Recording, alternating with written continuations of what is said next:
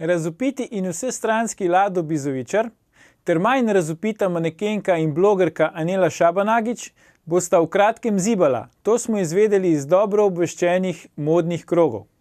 Bodočima mladima staršema, za oba bo to prvi otrok, želimo veliko sreče. To je bila zadnja v prvi sezoni 158. oddaja VV Faktor.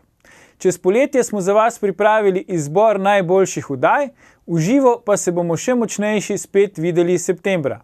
Do takrat nas kaj poglejte, se lepo imejte, predvsem pa ne pozabite, ni vseeno, kdo kaj reče.